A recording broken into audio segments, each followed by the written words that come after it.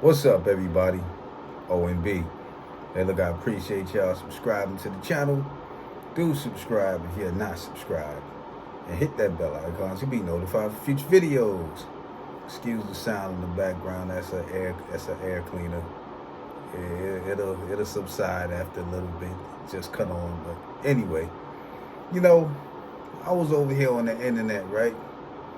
And this was this week really.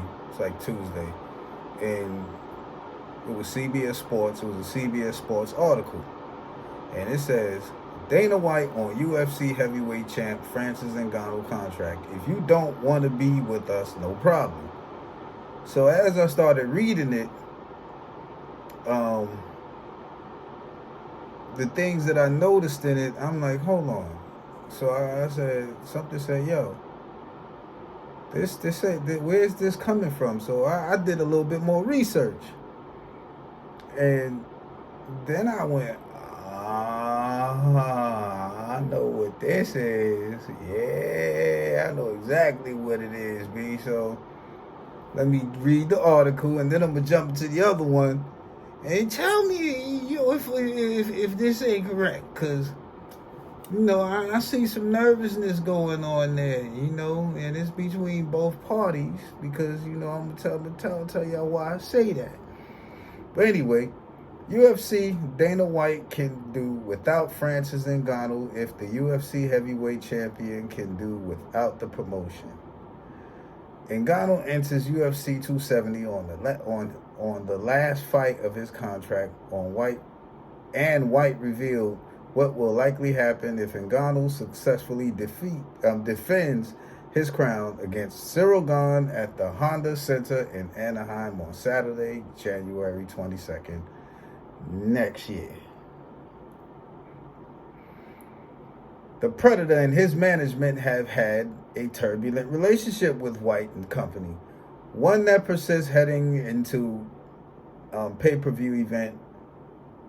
One that persists heading into the pay-per-view event. Sorry about that, y'all. Getting tongue-tied here. White, perhaps empowered by the holiday spirit, addressed the contract status gently. These things happen. You don't always come to terms with people. I'm trying to be nice today. When you're a fighter, we just had this conversation a minute ago. You got to be careful who you get to represent you, because that's what they do. I don't think he's had the best representation. If you want to be with us, we love to have you. If you don't want to be with us, no problem. It's all good.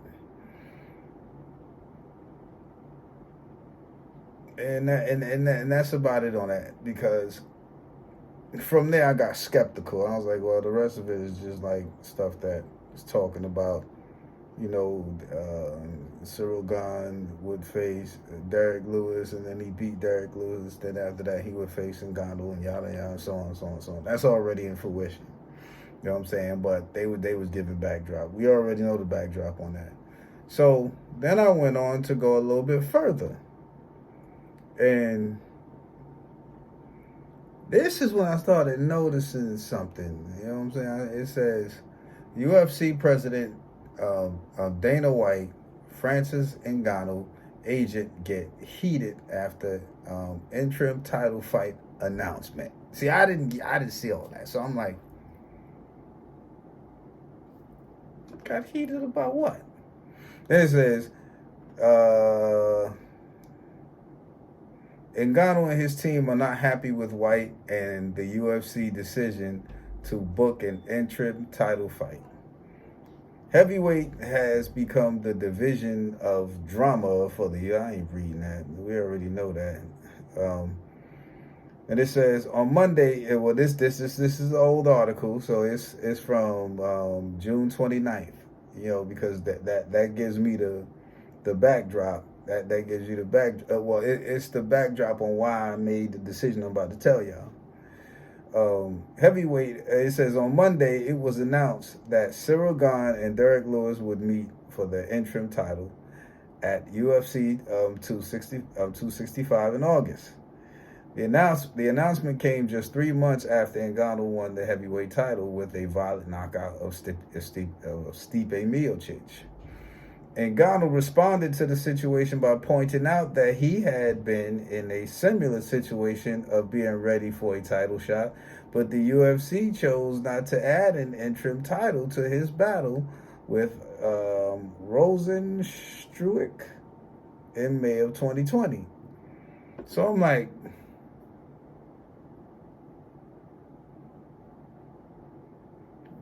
that's what they got pissed off about.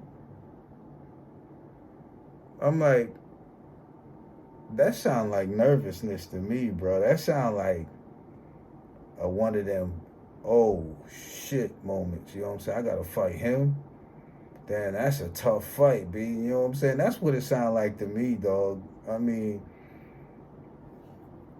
what does it matter whether there's a title on that? That should be even more, you know, how can I say it? You should be more like, yo, ready to go. You know what I'm saying? Ready to go with it. But instead, his people got pissed off, and they got pissed off. And then there was stuff that I knew before that. We all know that they sparred together. You know what I'm saying? And him and Ngannou and Ciryl Gane sparred together. So he knows what he's up against. They have an idea of what they up against. So I think by him and his team responded like that, there's a little nervousness there. You know what I'm saying? Now, let's go to Ciryl Gane. And I'm just gonna come off the dome with him because what I seen, this was off an interview that I had seen him do. Ciryl Gane was asked a question like, and I'm paraphrasing here, all of it except for what I just read. Ciryl Gane was asked the question like, by you sparring with Ngannou, what do you think are his strengths? And he didn't quite understand what they were trying to say, but then he finally got it, and he kept saying stuff like, he kept saying this or stuff like this. His power, yeah, he hits hard, yada, yada, and he kept repeating that. And I'm like, the way he repeating it and the way he acting right now, his body language shows that he knows this motherfucker hit hard. Now, I know he said something, but then they asked him about the power. He said, no, I'm not worried about the power, this, that, and the third. You know, I fought Derek Lewis, and Derek Lewis got power, this, that, and yada, yada. He's a hard hitter. Yeah, but he ain't Ngannou. You know what I'm saying? Yeah, I mean, Ngannou wound up getting, he lost to him with a unanimous decision and then got his revenge. You know what I'm saying? With a knockout. So, you both of y'all knocked him out. But my thing is that you ain't been popped by Ngannou. So, you know, from that interview, it shows that, yeah, I think the nervousness with you and Ngannou is his power. And I think that's with anybody.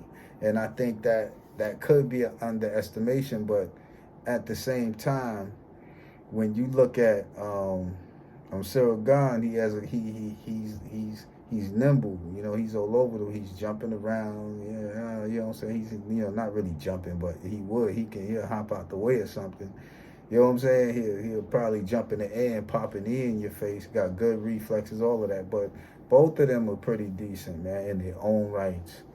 You know what I mean? And that's what I've noticed up to this point from the interviews I've seen and from and then after reading this on both sides. Y'all tell me what y'all think in the comment section. OMB signing out. Peace.